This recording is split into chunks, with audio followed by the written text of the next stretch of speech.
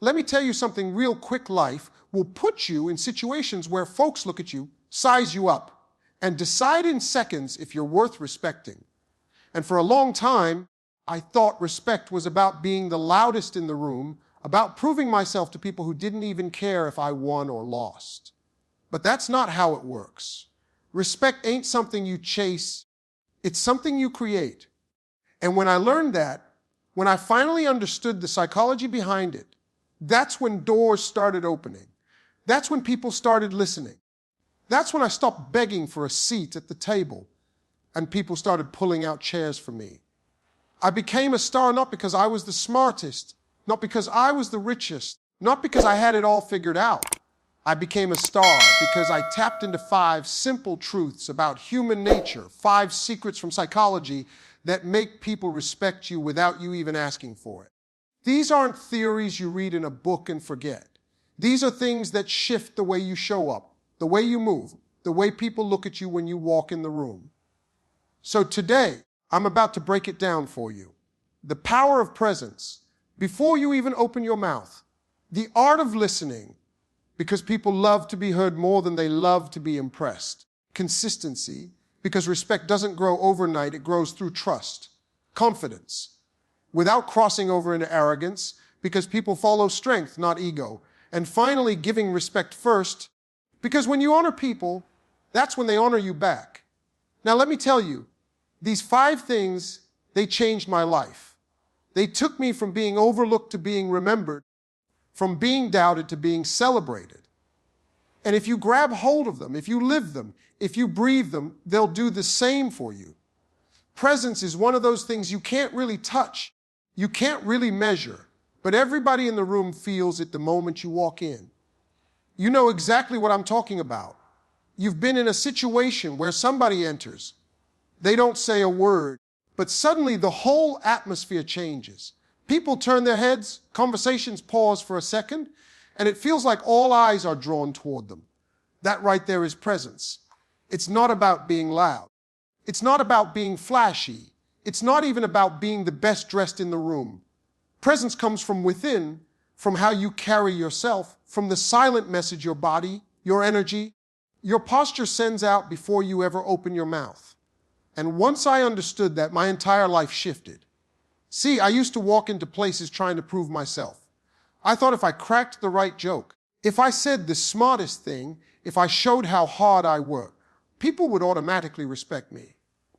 But it doesn't really start with what you say. It starts with what people feel when they see you. Respect begins before the first word, and that's where I was missing the mark. I didn't realize my shoulders slouched told people I was unsure. I didn't realize my nervous fidgeting told people I didn't believe in myself. I didn't realize my eyes darting around the room told people I wasn't grounded. All of that, without me saying a single word, was sending out signals. And the truth is, people respond to those signals faster than they respond to your words. Let me put it like this. Imagine somebody walks in a room, head held high, shoulders squared, moving with calmness, not rushing, not dragging their feet, but with a steady pace like they belong there. They make eye contact, not in a creepy stare down way, but in a way that says, I see you. I acknowledge you. They smile, not fake, but a real relaxed smile that shows they're comfortable in their own skin. That person hasn't said one thing yet, but you already assume they've got something worth paying attention to. You already start giving them a level of respect simply because of how they carry themselves. That's the psychology of presence. People don't even realize they're doing it, but they are constantly judging whether or not you believe in yourself. And if you don't, they won't either. When I finally caught on to this, I started changing how I showed up. I stopped walking into rooms hoping people would notice me, and I started walking in already knowing I belonged there. That's a huge shift. It's not arrogance, it's not ego. It's simply saying, I am here and I bring value. You don't need to scream it, you don't need to announce it. People can feel it when it's real. It's almost like an invisible aura you wear. And the funny part is, when you carry yourself like that, you actually start feeling it more inside. Your body tells your mind, we got this. And your mind starts believing it. That confidence becomes authentic. And authenticity is what people respect most. Now, I know some of y'all are thinking, that sounds good, but what if I don't feel that confidence yet?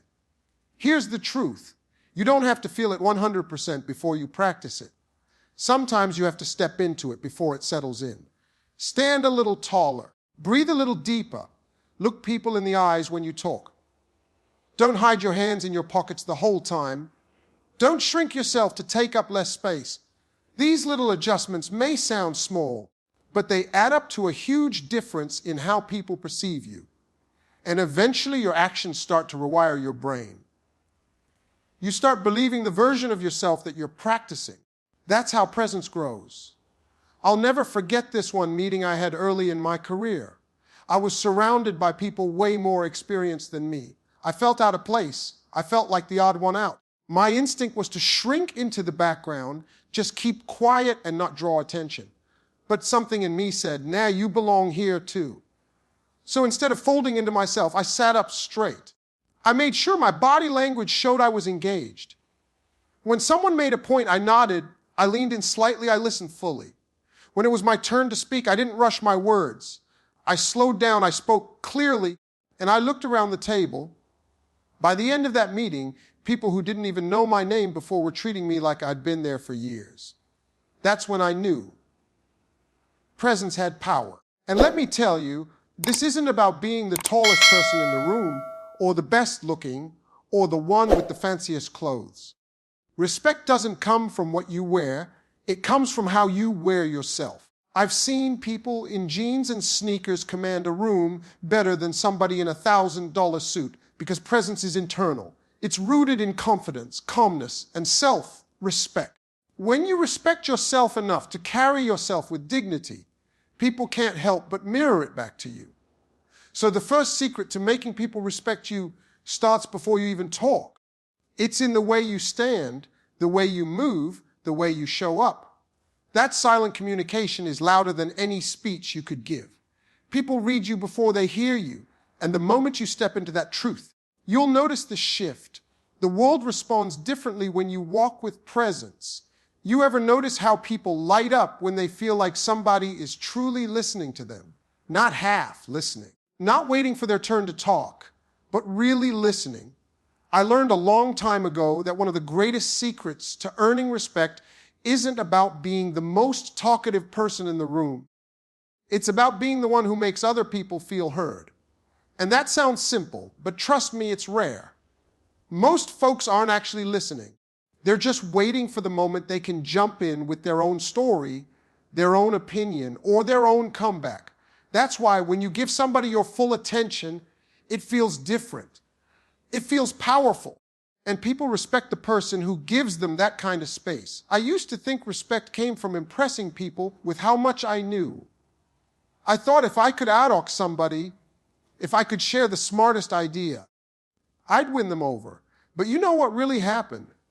People would tune me out. They didn't remember my words because they didn't feel connected to me. What shifted everything for me was realizing that if you want to make people value what you say, you first have to value what they say. When I began to quiet down, slow down, and really listen, that's when people started leaning in when I spoke. Listening is more than just sitting in silence while the other person talks. It's an active thing. It's in your eyes, your body language, the way you react. When somebody's telling you their story, are you nodding to show you're following? Are you asking a question that proves you were paying attention? Are you putting your phone down and giving them your undivided focus? These little actions say louder than words, I respect you. What you're saying matters to me. And here's the beauty of it. When people feel that from you, they naturally want to give it back. Respect becomes a two-way street. I remember one moment that drove this lesson home. I was having a conversation with someone who I really looked up to, somebody way ahead of me in life. I was nervous. I wanted to impress them. I wanted to show I had good ideas. But instead of jumping in with my thoughts, I just leaned back and asked them questions.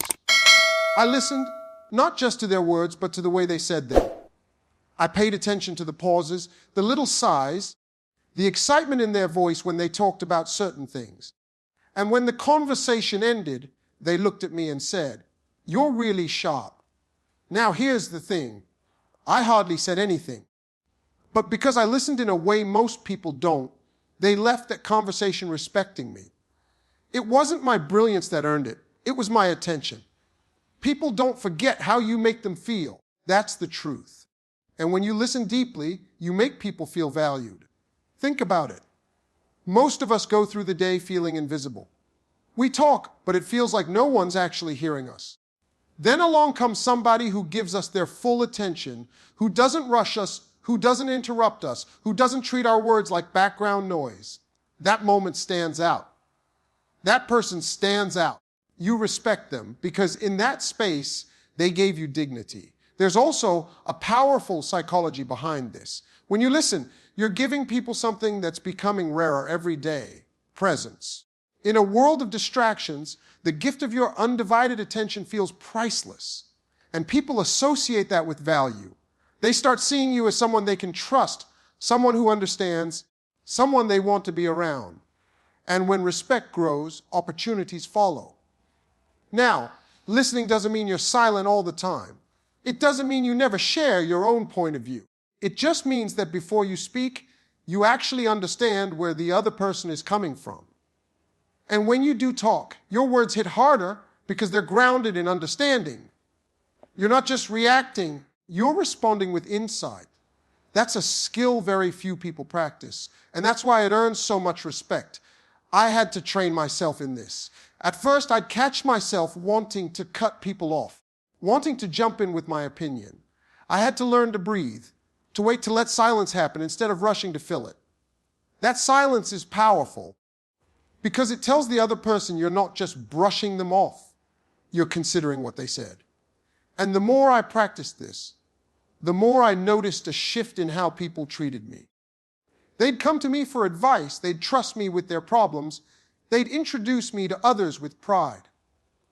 All of that came not because I had all the answers, but because I gave them the gift of being heard. The funny thing is, once you become a good listener, people naturally start seeing you as wise. And wisdom isn't always about having the right solution. It's about understanding people. You don't have to agree with everything they say. You don't even have to like everything they say. But when you show them you've heard them, that respect grows stronger. So the second secret to making people respect you is this: master the art of listening. It's not about keeping quiet, it's about tuning in. It's about letting people know that in this noisy, distracted world, for these few moments, they have your full focus. And once people feel that, they'll remember it, they'll remember you. And more than anything, they'll respect you. If there's one thing people respect more than charm, more than talent, more than even success, it's consistency. You can be the most charismatic person in the world. You can have all the right words. But if your actions don't match what you say, people will stop believing you. Respect isn't built on one big moment. It's built brick by brick, choice by choice, day after day. That's the thing about consistency. It's not glamorous. It doesn't always get applause in the moment, but over time it becomes the foundation of trust. And without trust, you can't have respect. I learned this lesson the hard way. There was a time in my life when I made a lot of promises I didn't keep.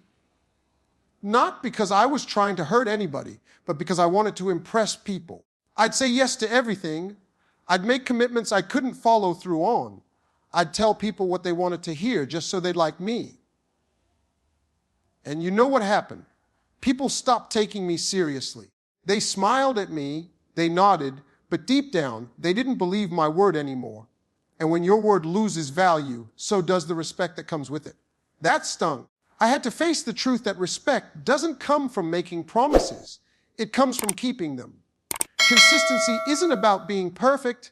It's about being reliable. It's about people knowing that if you say you're going to do something, you'll do it.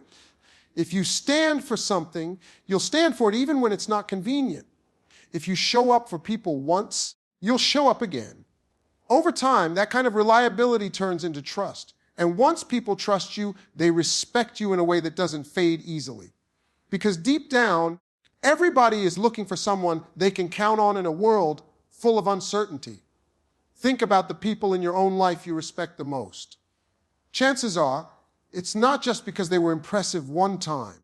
It's because time after time, they showed you the same values, the same effort, the same character.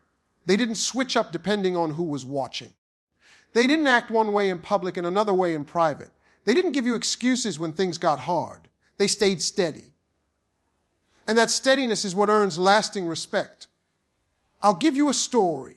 Early in my career, there was a guy I worked with who wasn't the loudest. He wasn't the flashiest, but everybody respected him. At first, I couldn't figure out why. He didn't stand out in meetings. He didn't try to dominate conversations. He just quietly did his job. But over time, I saw it. He was consistent. Every deadline, he met it. Every commitment, he honored it. If he said he was going to show up, he showed up. If he gave his word, you could take it to the bank. And little by little, people leaned on him more and more. When big opportunities came up, they trusted him with them. And the respect he built wasn't loud, but it was solid. Watching him taught me something. Respect doesn't come from one grand gesture. It comes from hundreds of little ones done faithfully. The flip side is just as true. Inconsistency will kill respect faster than anything. You can inspire people one day, but if the next day you break your word, the respect you earned evaporates. People might forgive mistakes, but they rarely forgive patterns. If your pattern is unreliability, people will smile at you, but they won't respect you. And that's a tough place to be, because respect is the currency that opens doors, builds relationships, and creates opportunities. So I started working on my consistency. It wasn't easy, because it meant saying no more often. It meant not promising things just to look good in the moment. It meant being honest about what I could and couldn't do. And it meant holding myself accountable, even when no one else was watching. At first, people didn't notice. But slowly, they started to. They saw that when I said I'd be there, I was there. They saw that when I made a commitment, I delivered. They saw that my words and my actions lined up. And once that alignment became visible, the respect started returning. Consistency is really about integrity. It's about living in a way where people don't have to guess who you are today. They know what they're getting because you've shown them again and again. And the truth is, consistency isn't always exciting. Sometimes it's boring. It's waking up and doing the right thing, even when no one's clapping. It's keeping your standards the same, whether people are watching or not. It's refusing to cut corners just because it would be easier in the moment. And while that might not grab attention right away, over time it builds something far more valuable: trust. And here's the beautiful part. When you live consistently, you not only earn respect from others, you also start respecting yourself more. You stop living with that little voice in your head that says, "I hope nobody finds out I didn't follow through." You stop carrying the guilt of broken promises. You walk lighter because you know you're living in alignment with your word. And that self-respect radiates outward. People can feel it. They know they can count on you because you can count on yourself. That's the kind of respect that lasts. Not the kind that comes from impressing people one time, but the kind that grows from showing up day after day in ways that match your words. That's the psychology of consistency. It may not be glamorous, but it's powerful. And the moment I embraced it, my life, my relationships, my opportunities, they all changed for the better. Confidence is one of those things everybody wants. But the truth is, not everybody understands what it really means. Some people mistake arrogance for confidence, and that's where they go wrong. Because arrogance pushes people away, but confidence, real confidence, draws people in. Arrogance says, "I'm better than you." Confidence says, "I believe in myself, and I respect you too." And that's the kind of energy people respect. It's the kind of presence that makes people want to listen, want to follow, want to connect. I used to think confidence meant I had to dominate every room I walked into. I thought it meant talking the loudest, proving I was the smartest, or making sure everybody noticed me. But what I didn't realize back then was that arrogance feels heavy to people. It drains the room.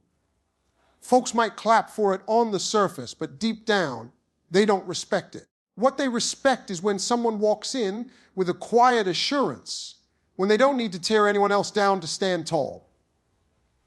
That's when confidence turns into something magnetic. Confidence isn't about pretending you have all the answers. It's about being secure enough to say, I don't know, but I'm willing to learn. It's not about being flawless. It's about being comfortable in your own imperfections. Think about the people you admire most. Chances are, they don't walk around acting like they're perfect. They don't make you feel small. Instead, they make you feel like you can rise higher just by being around them. That's what humility mixed with confidence looks like. It's strong, but it's not intimidating. It's proud, but not prideful. I remember the first time I learned this lesson in real life. I was at an event surrounded by people who were way more successful than me. I felt this pressure to prove I belonged, so I started talking too much.